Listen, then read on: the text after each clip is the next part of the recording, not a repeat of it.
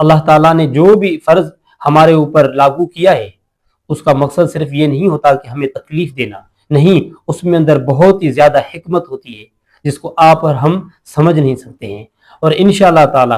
اللہ تعالیٰ کے جو فرض ہمارے اوپر لاگو ہیں اسی کو ہم انشاءاللہ ادا کرنے کی کوشش کریں گے تو اللہ تعالیٰ ہمیں حکمت اور بصیرت سے نوازیں گے، اور اللہ تعالیٰ ہمارے جان اور ہمارے مال میں برکت دے دیں گے، اور ہماری زندگی میں اور ہماری عمر میں اللہ تعالیٰ برکت عطا فرمائیں گے۔ تو اسی طرح ہم اور آپ کوشش کریں کہ اس رمضان کے مہینے کے اندر اپنے بھائی مسلمانوں کا احساس اور ہمدردی رکھیں، لوگوں کے ساتھ محبت اور خیر خواہی کا ایک دوسرے کو درس دیں،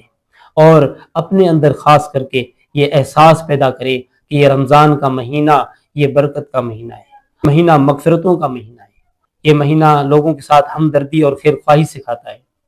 اسی مہینے میں ہم اللہ تعالیٰ سے آسان طریقے سے جنت حاصل کر سکتے ہیں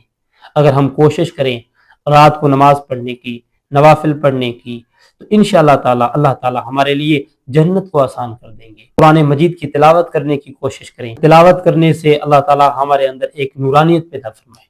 تو انشاءاللہ آپ اور ہم مل کر ایک کوشش کریں گے تو اللہ تعالیٰ ہماری اور آپ کی مغفرت فرمائے۔